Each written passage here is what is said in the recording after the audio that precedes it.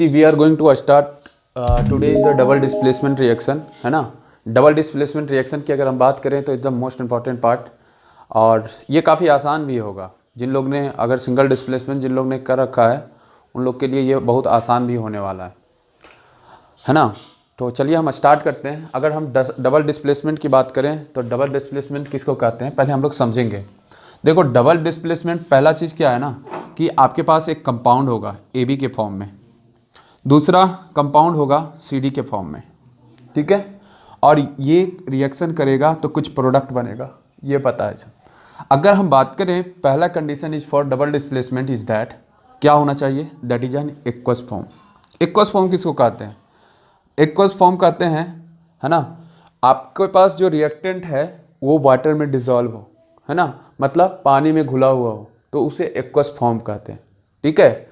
अब क्या होगा, कहता है कि मान लो कि मैंने बताया था रेडिकल्स में कि आपके पास रेडिकल्स अगर रहेगा तो कोई भी कंपाउंड अगर रहेगा तो वो क्या होगा, दो भाग में टूटा रहेगा। वन इज ए प्लस और दूसरा क्या होगा बी माइनस, है ना, या अपोजिट एक्सचेंज भी कर सकते हो, है ना। जस्ट मैं एक एग्जांपल ले रहा हूँ, है ना। दूसरा आपके पास ये सी प्लस और ये डी माइनस कुछ इस फॉर्मेट में रहता है, जिसकी वजह से ये कंपाउंड के फॉर्म में रहता है। कहता है डबल डिस्प्लेसमेंट क्या होता है, कहता है म्यूचुअल एक्सचेंज ऑफ आयन। इसके डिफिनेशन में ही अगर हम देखेंगे क्या कि यहाँ पर क्या होता है ना कि ये वाला पॉजिटिव पार्ट, ये पॉजिटिव पार्ट ये वाले नेगेटिव पार्ट के पास चला जाता है, ठीक है। जबकि ये वाला नेगेटिव पार्ट अगर हम देखें, ये पॉजिटिव पार्ट इस वाले नेगेटिव पार्ट के पास चला आता है ना। तो इससे हम किस नाम से जान देंगे, तो कहता है ये इसी को हम बोलते हैं डबल डिस्प्लेसमेंट। मतलब एक डिस्प्लेसमेंट इसका हुआ यहाँ पे और दूसरा डिस्प्लेसमेंट इधर से इधर हुआ, या यूं कह दें कि पहला डिस्प्लेसमेंट आपको डिस्प्लेस होके यहाँ गया, मतलब आपके पास जो देखने को मिला ये क्या हुआ, दैट इज ए डी बना लिया। आपके पास ये कंपाउंड क्या बना ए डी, और दूसरा क्या बना दैट इज सी बी। ये समझ में आ रहा है? कहा क्या कि ए किसके पास चला गया, डी के पास, है ना, और दूसरा सी किसके पास चलाया, बी के पास। सी किसके पास चलाया, बी के पास। तो इस तरह से म्यूचुअल एक्सचेंज, है ना। डबल इन द सेंस यहाँ पर कितना डिस्प्लेसमेंट देखने को मिला है, एक ए का और दूसरा सी का, तो डबल डिस्प्लेसमेंट देखने को मिला। इसीलिए इसका नाम में क्या दिया हुआ है, डबल, है ना, डबल डिस्प्लेसमेंट रिएक्शन। दूसरा, अगर आप देखोगे ध्यान से तो इससे समझ में आ रहा होगा कि यहाँ पर क्या देखने को मिल रहा है, आयंस का एक्सचेंजिंग हो रहा है। जैसे ये अगर बोला जाए कि ये अगर केटायन है, पॉजिटिव चार्ज आयन केटायन कहलाता है ना। अगर ये वाला पोर्शन केटायन है तो केटायन क्या हो रहा है, एनायन के पास जा रहा है, और ये केटायन इस एनायन के पास जा रहा है। तो क्या हो रहा है, म्यूचुअल एक्सचेंज हो रहा है ना। क्या हो रहा है, म्यूचुअल एक्सचेंज ऑफ आयन, है ना। तो इस तरह से हम लोग इसे डिफाइन भी कर सकते हैं। कैसे, तो लिखते हैं those reaction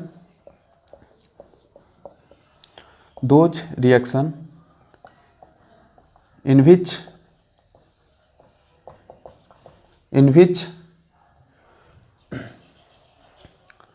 the mutual exchange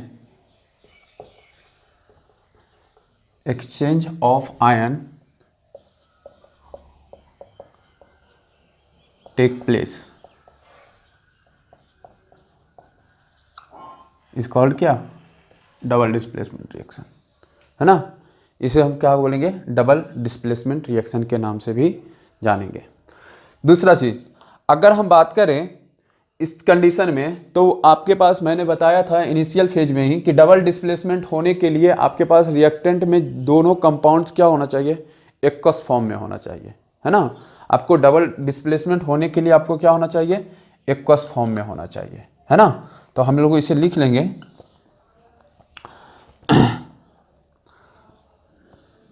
the reactant should be in aqueous form.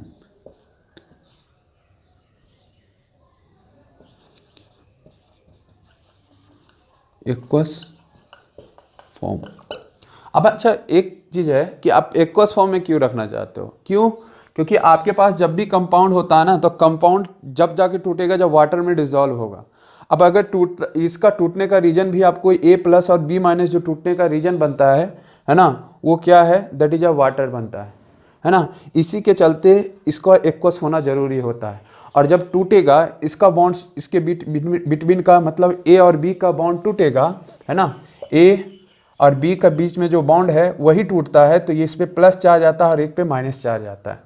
ठीक है, तो ये अगर टूटेगा और बॉन्ड टूटेगा कैसे, तो दैट इज ना एक्वस में डालने के बाद टूटेगा। ठीक है, तो इस तरह से आप डबल डिस्प्लेसमेंट रिएक्शन को ये कर सकते हो।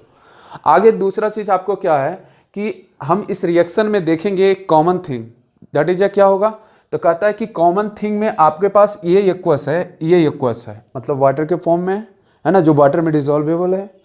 अब कहा क्या कि अगर यहाँ पर दो कंपाउंड बनेगा सर, तो क्या दोनों कंपाउंड एक्वस में होगा कि कोई दूसरे फॉर्मेट में होगा। तो इसमें क्या देखा जाता है कि एक तो एक्वस में होता है, क्योंकि अगर मान लो कि दोनों एक्वस फॉर्म में रहा तो दोनों को सेपरेट आउट नहीं कर सकते हैं। मगर दूसरा क्या होता है, इन सॉलिड फॉर्म में होता है। ठीक है, तो मोस्ट ऑफ द एग्जाम्पल हम लोग क्या देखेंगे कि आपको ये जो सॉलिड फॉर्म में बनता है ना, मतलब क्या हुआ कि मान लो कि आपके पास कोई रिएक्शन हुआ जिसके अंदर बीकर के अंदर हम लोग किए कुछ इस तरह से, ए को ले गए, ए बी को ले गए और दूसरा सी डी को ले गए। ठीक है, अगर ए बी को अगर हम ले गए और सी डी को ले गए, है ना, ए बी को ले गए और दूसरा सी डी को ले गए, तो ले जाते ही आपको क्या देखने को मिला, तो आपके पास ए डी बना और दूसरा सी बी बना। तो यहाँ पर तो सारा कलेक्टिव फॉर्म में आ जाएगा। तो कहता है जो ए डी आएगा ना, ए डी एक प्रोडक्ट जो होगा वो सॉलिड के फॉर्म में होगा, है ना, जिसका करेक्टरिस्टिक्स क्या होगा, तो कहता है वाटर में इंसॉल्युबल का होगा, है ना, जिसका करेक्टरिस्टिक्स क्या होगा, इंसॉल्युबल का। दूसरा आपको अगर CD की बात करें तो ये वाला जो एक्वस फॉर्म बच रहा है ना, जितना भी वाटर फॉर्म बच रहा है वो क्या कहलाएगा, दैट इज अ CD। तो ये जो इंसॉल्युबल होगा, सॉलिड फॉर्म जो इंसॉल्युबल होगा किस एक्वस फॉर्म में, उसे हम किस नाम से जानते हैं, दैट इज अ PPT, और हम इसको प्रिसिपिटेट के नाम से भी जानते हैं।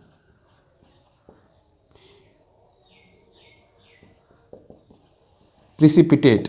तो प्रिसिपिटेट को अगर आप डिफाइन करना चाहोगे तो कैसे कर सकते हो, बिल्कुल आसान तरीका है उसके लिए। समझ गए हो प्रिसिपिटेट कैसे होगा, सिंपल सा दो कंपाउंड बनेगा, एक सॉलिड में और दूसरा एक्वस में, है ना। एक सॉलिड में जो होगा वो वाटर में क्या होगा, एक्वस फॉर्म में इंसॉल्युबल होगा, उसी को पीपीटी बोलते हैं। और पीपीटी का फॉर्म क्या होता है, प्रिसिपिटेट, मतलब वाटर में इंसॉल्युबल कुछ सब्सटेंस का फॉर्मेशन होगा डबल डिस्प्लेसमेंट के अंदर, है ना। अच्छा, एक चीज और हमें बताइए कि बताइए, question is the simple that, आपसे एक क्वेश्चन पूछा जा रहा है, आप ट्राई पहले कीजिएगा, मैं आंसर बता दूंगा मगर आप पॉज करके इसको ट्राई जरूर कीजिएगा। क्वेश्चन क्या कह रहा है, is that double displacement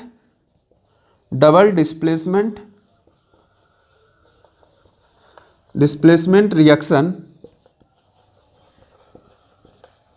depend on reactivity series,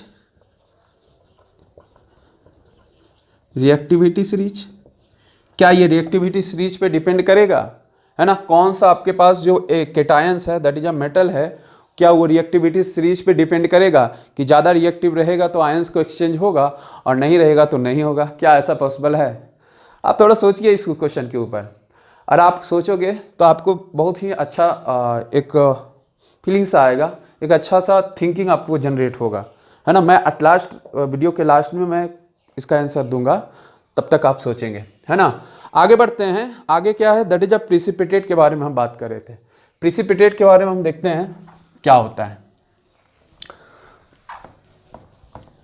चलो इसको रहने देते हैं, चलो हटाओ। अगर हम प्रिसिपिटेट की बात करें,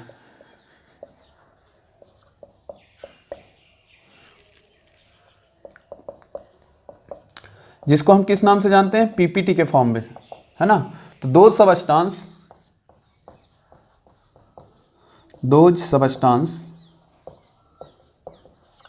which are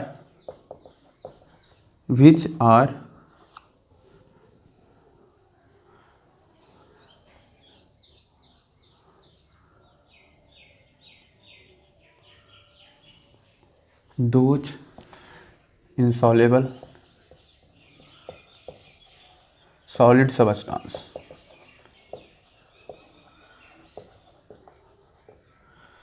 which are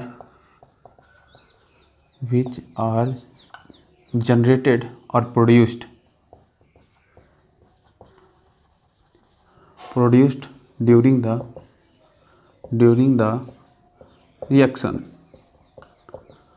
है ना, उसे हम किस नाम से जानते हैं? प्रिसिपिटेट के नाम से भी जानते हैं। ठीक है, जैसे कुछ एग्जांपल लेते हैं, जैसे एनसीईआरटी अगर आप उठाओगे तो एनसीईआरटी में पहला एग्जांपल आपके पास दिया हुआ है Na2SO4, आप नाम बता सकते हो, है ना। दूसरा आपके पास कहता है बैरियम क्लोराइड है, BaCl2, है ना। अगर हम बात करें इसका नेम की बात करें तो इसका नेम होगा सोडियम सल्फेट।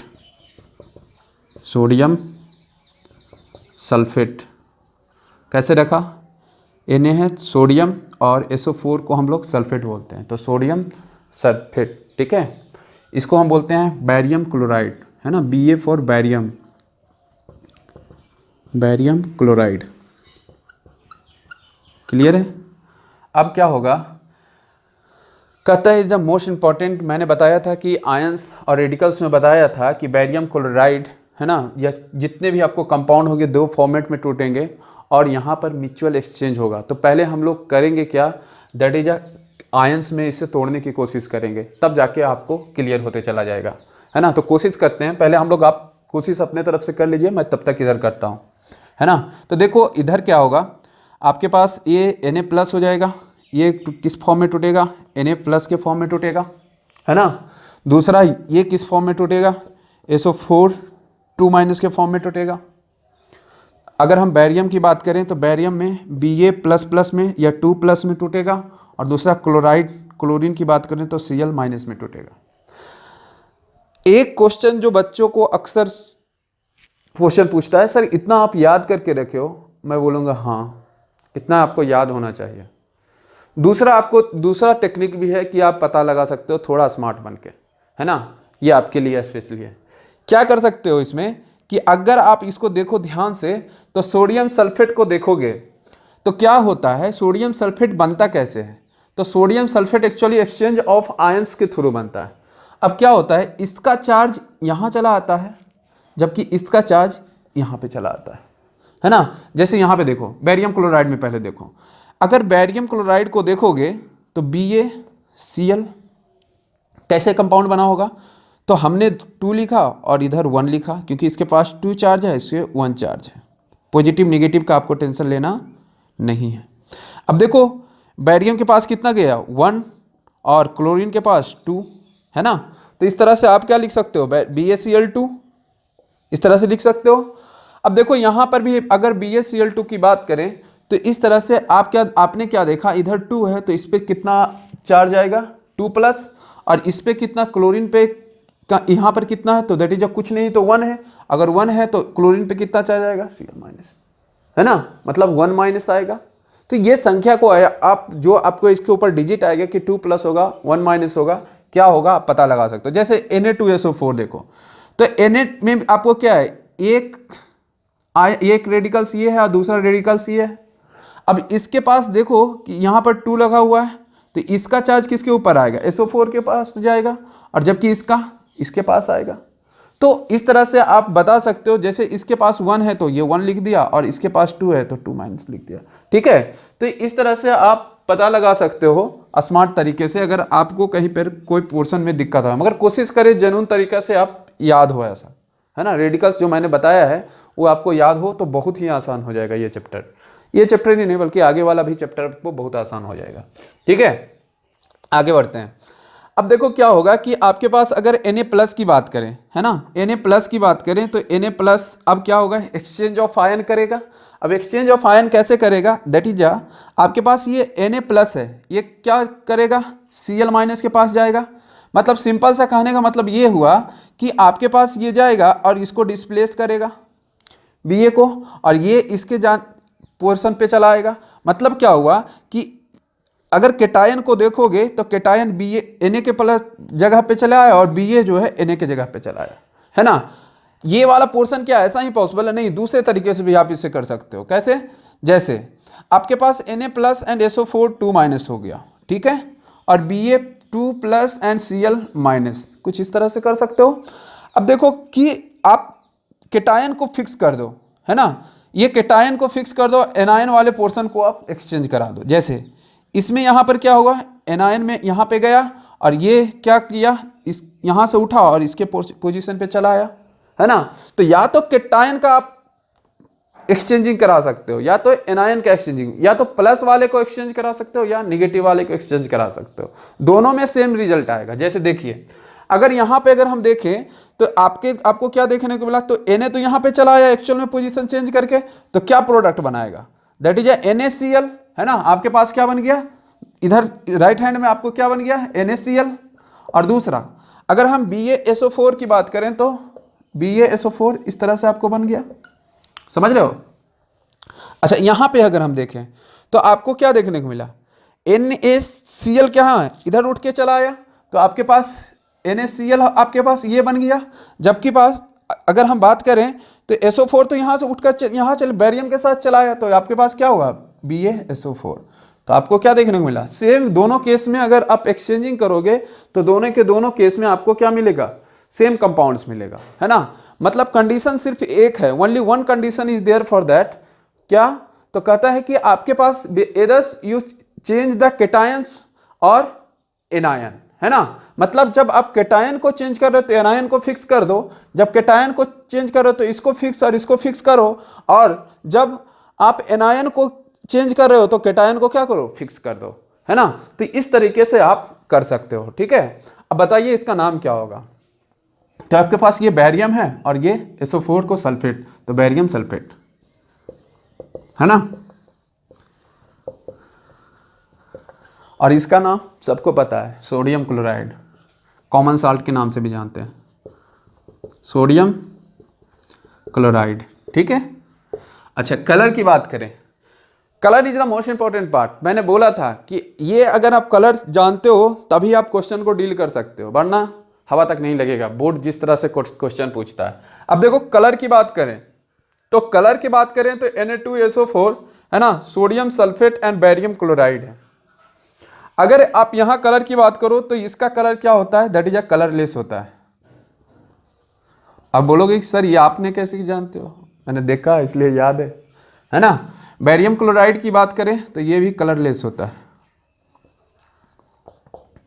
आपके पास ये बैरियम सल्फेट की अगर हम बात करें तो बैरियम सल्फेट की बात करें तो व्हाइट PPT के फॉर्म में आता है, व्हाइट PPT, है ना। जबकि ये क्या होता है, एक्वस फॉर्म में। अच्छा, ये क्या होगा, एक्वस फॉर्म, क्योंकि ये रिएक्शन होने के लिए क्या चाहिए, रिएक्टेंट का दोनों पार्ट एक्वस चाहिए, है ना।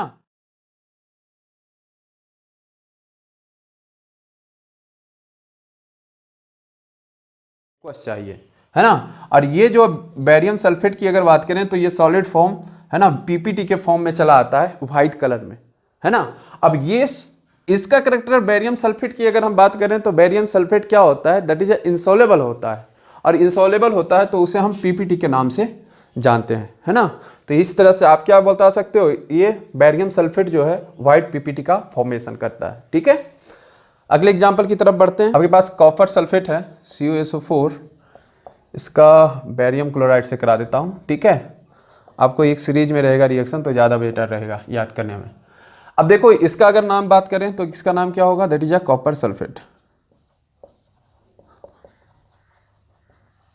इसका कौन सा फॉर्म होगा, एक्वस, मतलब जो क्रिस्टल फॉर्म में होता है उसको क्या करो, वाटर में डाल दो, ये भी एक्वस, है ना। इसका नाम क्या है, barium sulphate, barium chloride, barium chloride.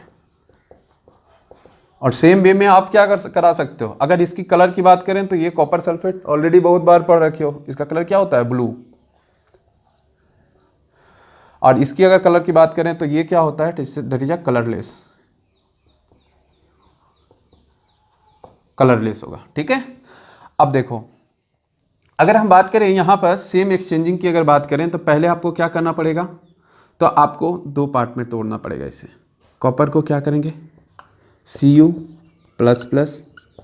है ना, Cu प्लस प्लस, क्यों? क्योंकि SO4 का जानते हैं 2 माइनस होता है ना, इसलिए यहाँ पर Cu प्लस प्लस ही होगा, है ना। दूसरा आपके पास क्या हो गया, that is SO4 minus minus, ठीक है। दूसरा आपके पास बेरियम की अगर बात करें तो ऑलरेडी हमें पता था बेरियम प्लस प्लस, पिछले ही क्वेश्चन में किए थे। और क्लोरीन की बात करें तो Cl माइनस, ठीक है। एल्स आप क्या करो कि एनायन को फिक्स कर दो, कैटायन को मूव करा दो। तो मूव कराने का तरीका क्या होगा, ये यहाँ जाएगा और जैसे ही यहाँ जाएगा यहाँ से ये क्या होगा, भाग कर आएगा, ठीक है। तो ये आपको क्या होगा कि आपके पास जो कंपाउंड बनेगा that is barium sulphate BaSO4 और क्या होगा, कॉपर क्लोराइड, ठीक है।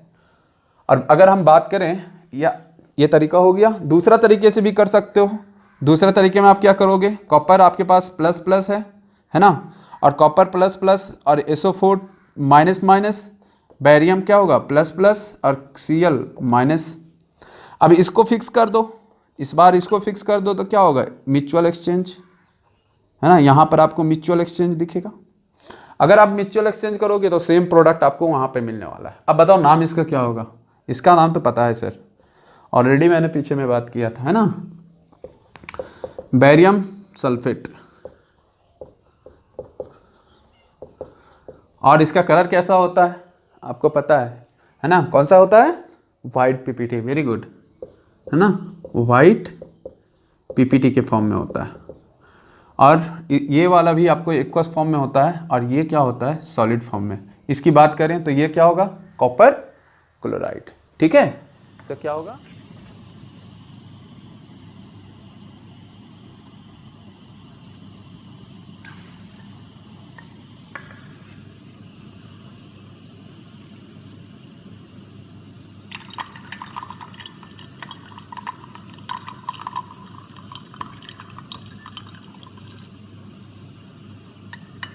कॉपर क्लोराइड, ठीक है। इसका क्या होगा, कॉपर क्लोराइड। अच्छा, इसके पास एक मैंने क्यूप्रस और क्यूप्रिक करके बताया था, तो बताओ ये क्यूप्रिक क्लोराइड होगा या क्यूप्रस क्लोराइड होगा, क्या होगा, क्यूप्रिक क्लोराइड, वेरी गुड, है ना। इसको हम क्या बोलेंगे, क्यूप्रिक, क्योंकि आयंस इस पे कितने चार्ज हैं, 2 प्लस प्लस, तो क्या बोलेंगे, क्यूप्रिक क्लोराइड, ऐसे भी नाम लिख सकते हो, ठीक है।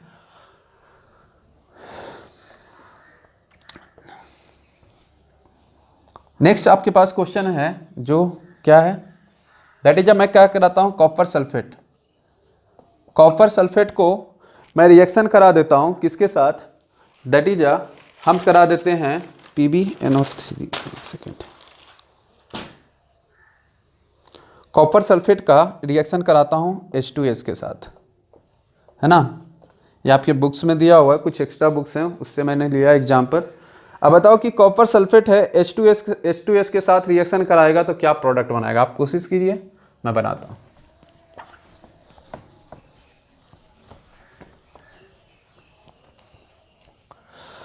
अब देखो कि कॉपर सल्फेट आपके पास है CuSO4, और ये क्या है, दैट इज H2S, बोलो इसको क्या बोलेंगे, हाइड्रोजन सल्फाइड, और इसको कॉपर सल्फेट, है ना।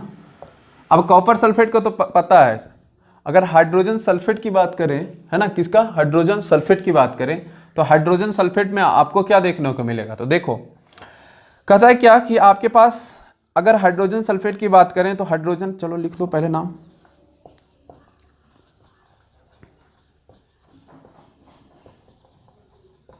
दूसरा आपके पास हो गया कॉपर सल्फेट, कॉपर सल्फेट, ठीक है।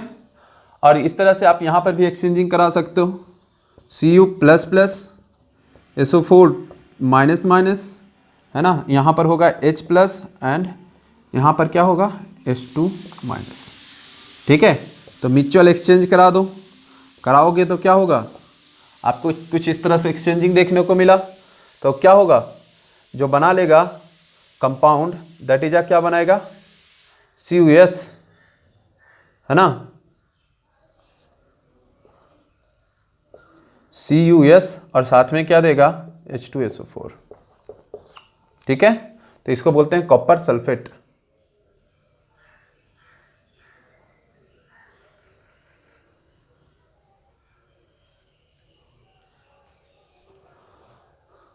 सॉरी, हाइड्रोजन सल्फाइड है ये,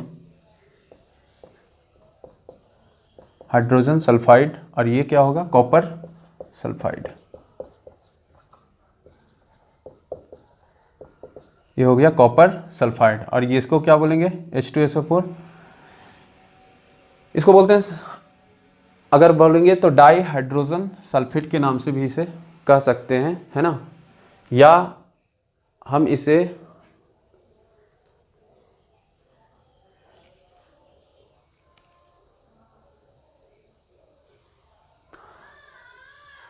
डाई हाइड्रोजन सल्फेट के नाम से जानेंगे। और मोस्ट इंपॉर्टेंट पार्ट अगर हम देखें तो आपके पास अगर कॉपर सल्फेट की बात करें, है ना, तो कॉपर सल्फेट में आपको ब्लू कलर मिलता है। अगर हाइड्रोजन सल्फेट की मिले तो ये क्या होता है, कलरलेस। जबकि इसकी बात करें तो ये आपको ब्लैक पीपीटी का फॉर्मेशन करता है। किसका फॉर्मेशन करता है, that is a black PPT का, कॉपर सल्फाइड।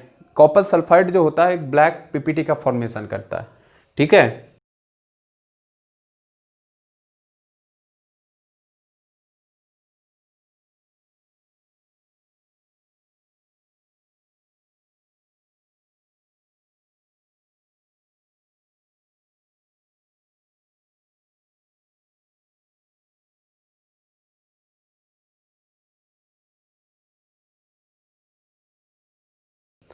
नेक्स्ट हम लोग रिएक्शन चलते हैं, क्या, Na2SO4, और ये रिएक्शन किससे करता है, that is a PbNO3 lead nitrate से, है ना। अगर लीड नाइट्रेट से ये रिएक्शन करेगा तो बताओ क्या फॉर्मेशन होगा। तो आपके पास ये क्या है, Na2SO4 and PbNO3 lead nitrate, है ना। तो लीड नाइट्रेट में आपको क्या देखने को मिलेगा, ये रिएक्शन करेगा और उसी तरह से आपको क्या मिलेगा, Na प्लस एंड SO4 क्या 2- एंड Pb क्या, that is a plus, and NO3 क्या, that is a single minus, है ना। कुछ इस तरह से आपको ये रिएक्शन देखने को मिलेगा, जिसमें आपको क्या होगा,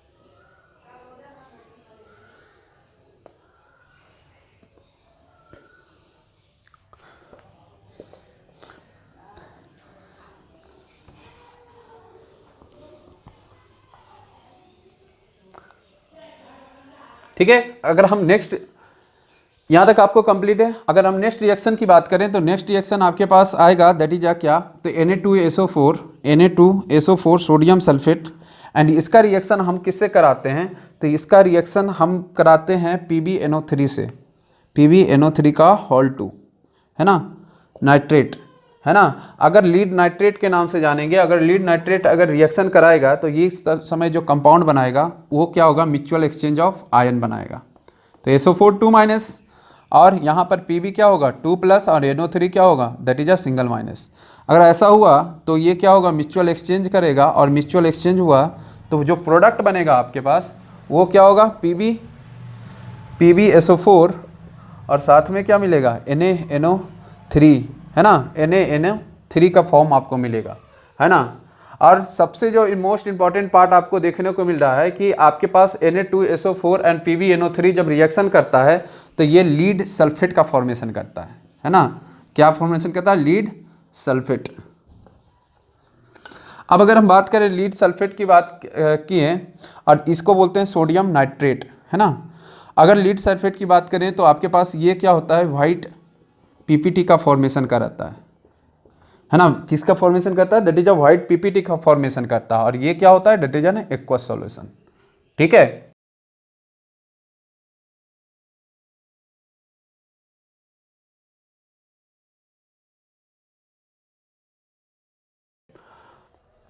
इस तरह से आप रिएक्शन को आगे भी कर सकते हो, ठीक है। आगे हम लोग और भी प्रैक्टिस करते हैं क्वेश्चन।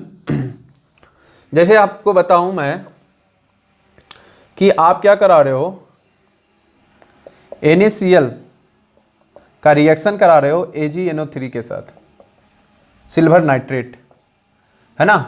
तो यहीं से आपने जो जो आप पढ़ते थे सोडियम AgCl, है ना, सिल्वर क्लोराइड, है ना। अगर हम बात करें AgCl का फॉर्मेशन हम लोग कहाँ से करते हैं, इससे बहुत अच्छा क्वेश्चन भी दिया हुआ है। तो आपके पास NaCl किस फॉर्म में रहेगा, एक्वस फॉर्म में, और ये भी क्या रहेगा, एक्वस फॉर्म में। अब ये भी क्या आपको कलरलेस होगा, जबकि ये भी क्या होता है, कलरलेस होता है। लिख लो, कलरलेस होता है। ये भी क्या होगा, कलरलेस होगा। ठीक है। और अगर हम बात करें तो लिख लो,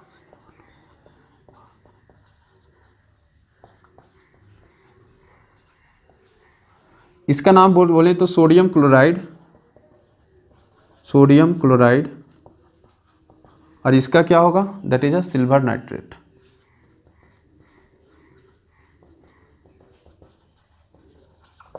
ठीक है, इसको क्या बोलेंगे, सिल्वर क्लोराइड। इसको क्या बोलेंगे, सिल्वर क्लोराइड। और इसका कलर क्या होता है, ग्रे व्हाइट, या व्हाइट लिख लो, व्हाइट पीपीटी, चमकता हुआ होता है। इसको बोलते हैं सिल्वर, सिल्वर क्लोराइड। ठीक है। और म्यूचुअल एक्सचेंज बनाएगा तो देखो आपके पास ये क्या किया, AgCl के पास चला आया तो Na क्या होगा, NO3 के साथ आएगा, तो NaNO3 का फॉर्मेशन हो गया। ठीक है। और ये क्या होगा, इन एक्वस फॉर्म।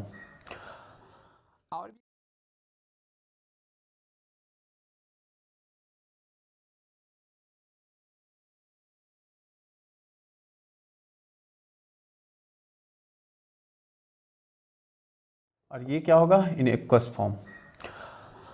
और भी अगर हम न्यूट्रलाइजेशन रिएक्शन की बात करें तो न्यूट्रलाइजेशन रिएक्शन में आपके पास आता है NaOH, सोडियम हाइड्रोक्साइड, और ये क्या है, HCl, हाइड्रोक्लोरिक एसिड, है ना। इसको क्या बोलते हैं, सोडियम,